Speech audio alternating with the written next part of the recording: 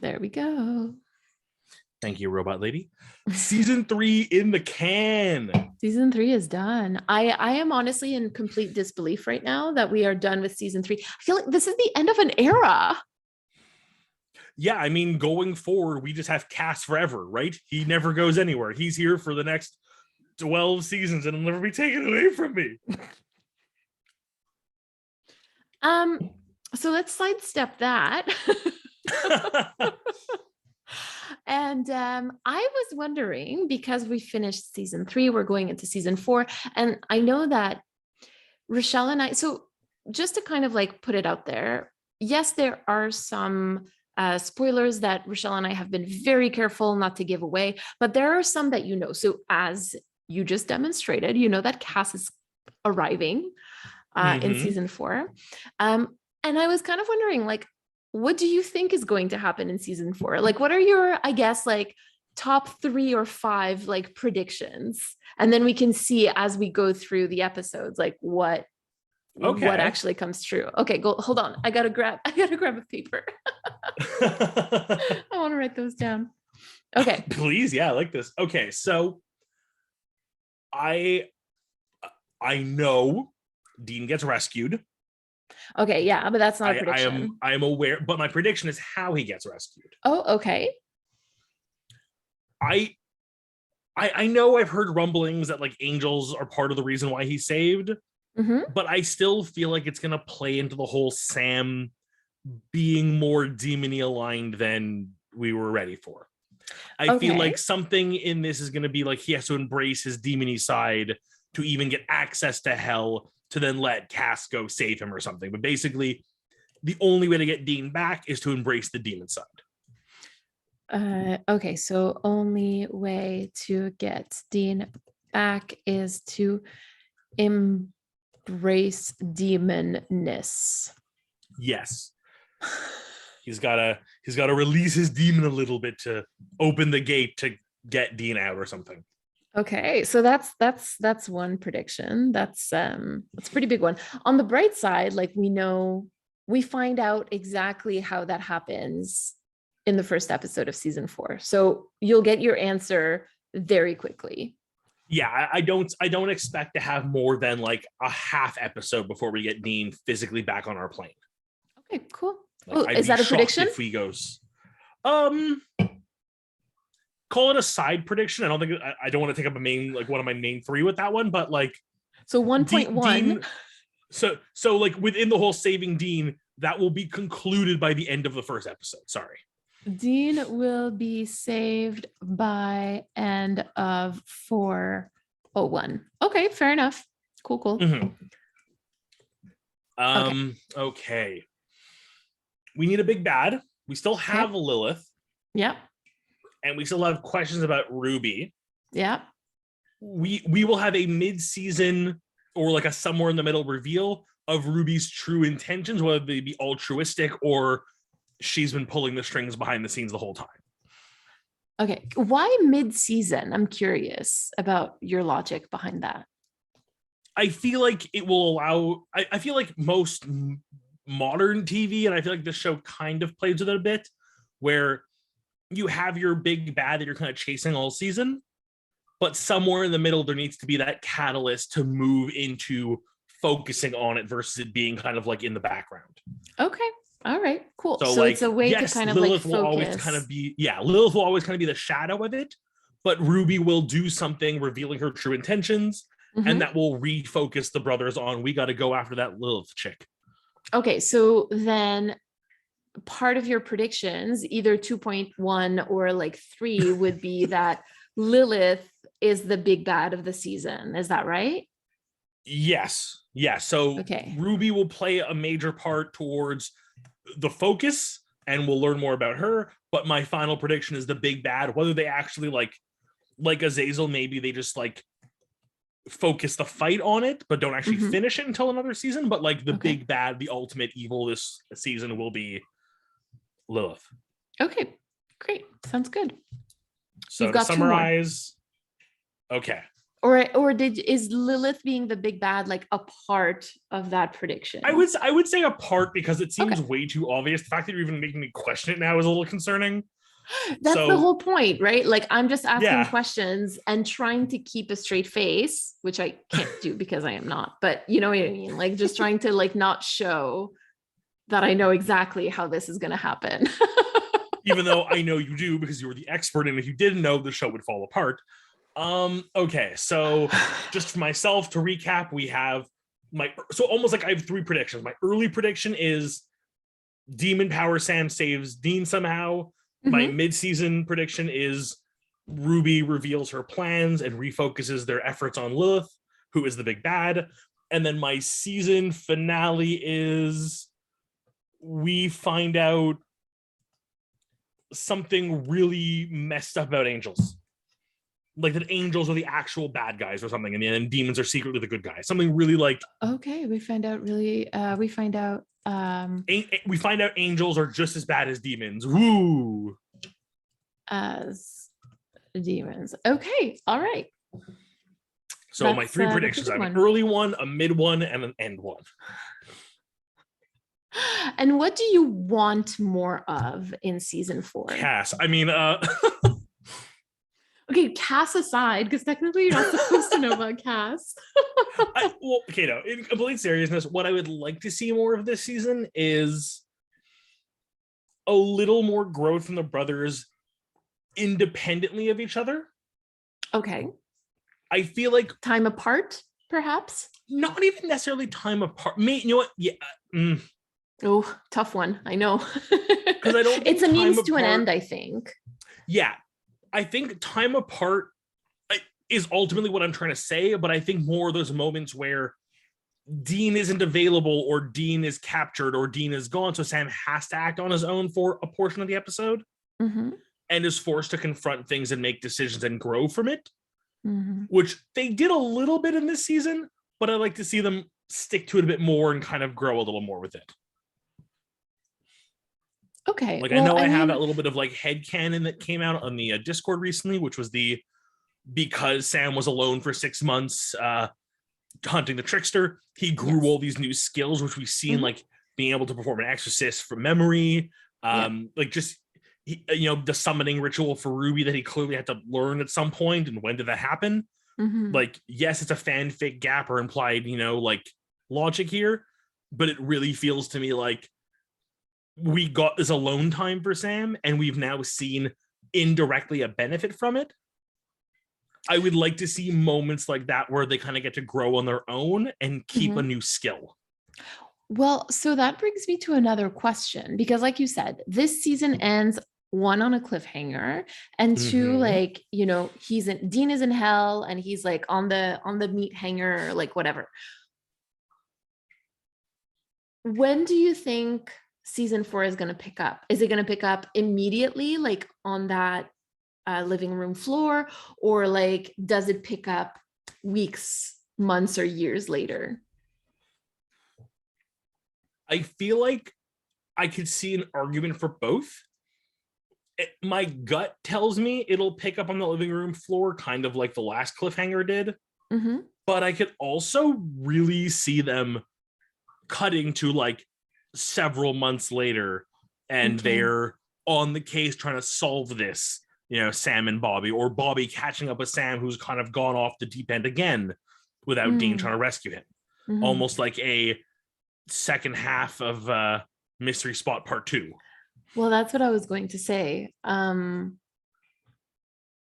We've seen how Sam is without Dean. We got like this tiny little like 3-minute montage preview. So I think like if it does pick up like a few weeks or a few months later, I think that's something to keep in mind.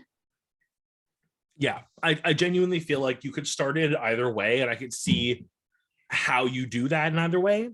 I could even see an argument for both, kind of, where it starts with that moment there where Bobby comes in, finds Sam, realizes it, and then does like a cut to like several months down the road. Yeah. Like kind of give us a bit of both, like have like the immediate reaction to help us really contrast with the where they are now. Like, Yeah. really give us a then and now. start the season off right. Very supernatural. But I think I'll be most curious to see, and I really don't have a prediction for it. I guess I can kind of fight one if I need to. What is Sam gonna be like this season, having lost his brother, even getting him back? Yes, I think that like that's got to do something to you. Like, I still feel like we got a new Sam after Mystery Spot than we did before, and I can only imagine what this is going to do to him again. We'll see. Now, so in terms of creatures, anything to me? Oh, sorry. Go ahead. No, go ahead. Well, I was going to ask, just to kind of turn the tables a little bit on you, obviously without spoilers, do you have any, just yes or no's, do you have any key episodes or key plot points you can't wait for me to get to this season? Yes. I talked about that. I talked about some of those, like in the on the TikTok live that I did yesterday. I think I was like, I can't wait for us to get there so that Drew can see what happens. I realized I meant to message you about that to see if it was safe to attend, and I totally spaced on it. Oh, that's fine. Honestly, like, we did talk about a lot of spoilers, so it was better that you weren't there. I was actually checking. I would definitely love to, like, maybe at another time do one of those on TikTok where, like, I could be included and we make it a spoiler-free one. Again, there's always risks, but I'll risk 100%. it. I'm a very slow reader, and that's fine. I think that in season 4 has some really. Season 4 is emotional damage. Yeah. And going into this again, because I feel like I always like to have this transparency with our listeners, is I know for a fact I have seen episodes within season 4. Mm-hmm. There is, in fact, one I can name specifically, which is the 100th episode. Yeah. Again, how much do I recall beyond like one or two scenes, or the fact that it's in black and white? Mm-hmm. But like, and I'm sure there'll be one or two here and there where I'm like, okay, I do remember this episode now that I've seen it. Yeah. But as I've proven before, even episodes like Mystery Spot that I loved, totally spaced on the ending. It's true. I mean, it's like selective memory, right? Like it's the yes. I've shut out the darkness. Yes, there you go. So I was just going to ask you one last question about all this. Ask away. What creature would you like to see? Oh, that's a tough one. I think I love most seeing monsters that I either don't know, so I get to learn about, like the Crocata.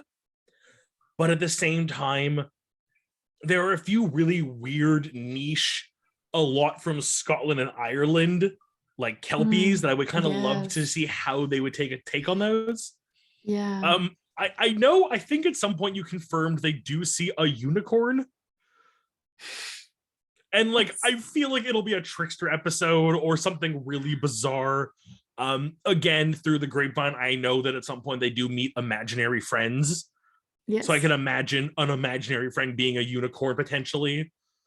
And I would kind of just love to see some more like mythical creatures that are not necessarily depicted as evil or scary. Like, I'd love them to come across like gnomes and just be like, oh yeah, gnomes are a thing. They like live in trees and do weird things and collect stuff. They're not a problem. We can just totally ignore them. Like, just, they exist. They're not important. I feel like that would be like a very anticlimactic episode. Oh, I think because the whole goal is for them to hunt them down, right? So like, we don't need to hunt them down. Let's just go have beers with them. I think it would have to be like a throwaway joke in an episode where, like, you know, they get into a case and it's like, oh, it turns out it was just ghosts haunting this house, and the stuff that went missing was gnomes. You can't really deal with gnomes. You just kind of got to let them be. And you sort of have like this, like, I want that moment of like, wait, gnomes are a thing and you're just not dealing with them and we're just ending it there. Okay. Yes.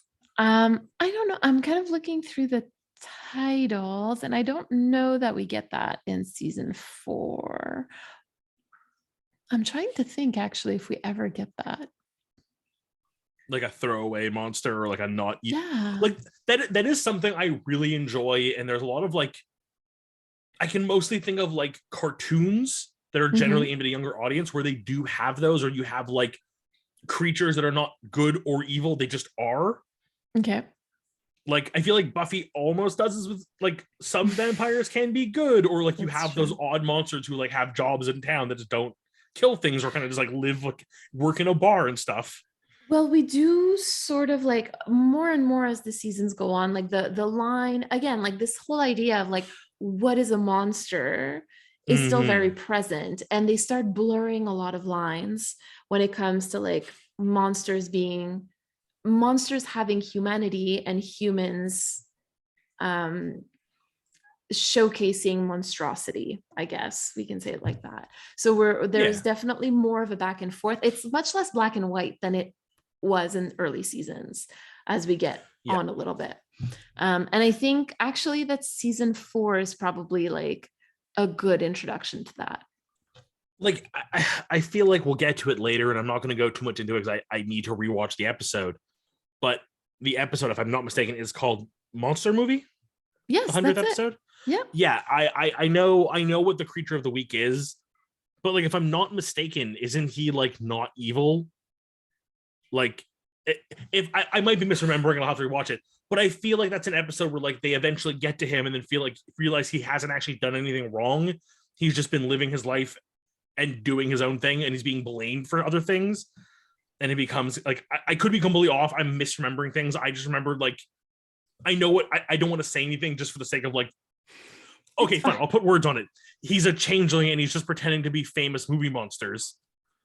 But if I'm not mistaken, I feel like the big takeaway is like he ends up not being the villain. I could be wrong. He could be the villain for all we know. I But I think you're feel like he's not wrong. the villain. But it's so, again, I feel like it's one of those things where like you forgot the ending. That's exactly it. Like I can vividly picture like a single moment from the episode of like them confronting the changeling, Mm-hmm. and then other than that, it's very vague little things. But even then, I know for a fact that later on we do meet a changeling who is like a therapist or something. Yes, a shapeshifter who's a therapist. A shapeshifter, Yes, changeling. Sorry, I'm definitely. getting my creatures mixed up. It's fine. And as far as I'm aware, in that scenario, they are a non-villainous creature. Absolutely. Yeah, no, exactly. Yeah. So I'm very excited long term to get to more scenarios where we meet creatures that are not necessarily good or bad. They just are. Yeah. And I really love that as a world building narrative tool. Well, it just makes the whole world more interesting, frankly, because then it's you have to you as the viewer have to like take position on the characters a lot more than if they're, monsters bad, humans good. Yeah, I think that's my favorite. Like, whenever a show does this, and there's tons of examples out there of shows that have done it, I really enjoy that. I know it's such a cliche of like, oh, it turns out they're not evil just because we think they are, but I just love that as a narrative. Okay, I'm gonna take it back again. Oh my God, this is again, if I don't do this, I'm never gonna live it down. But yes, absolutely. There are creatures that are not that are supernatural, but that are not harmful. Oh yeah, and we for sure. talked about one of them. Yeah, actually. So yeah. Yeah, I'm sure there are, and I'm not gonna hold it again. For the listeners as well, as much as it's fun to harp on Mary making mistakes because it's so rare. I have the same thing with my wife. Whenever she makes a mistake, I tell her, I'm like, listen, I get like 5 solid minutes of mocking you for this because you never make mistakes and I never get this opportunity. You get to make fun of me being wrong like every day. I know what I am, and I know who I am, and I'm proud of it, and I make mistakes. So when I get to turn to my wife, and not to call anyone out, but to one of our listeners who admitted this on TikTok as well, for not realizing narwhals were real animals. Yes. I get to make fun of you a little bit because you're going to make fun of me a lot more in our life. Absolutely. I mean, I would like to think that I don't make fun of you, but that's just no. When I say make fun of, it's laugh with me at my mistakes in a way where it never feels like I'm being laughed at, but I'm getting to share in the joke. Yes, there you go. I think that's much better. Yes. Well, I am very much looking forward to starting season 4. Oh, so have Can't I. believe that we're there already. Yeah. Time has flown. I feel like season 1 was like a marathon, and season 1 through 3 feels like no time has passed. Yeah, I agree with that. I agree with that. Well, anyway, thank you so much for sharing your predictions Thank and your you. hopes for with me. Um, and Let's see we'll how see wrong what I can be. happens. Let's see. Let's see. Have a Ciao, good evening. everyone. Have a good evening.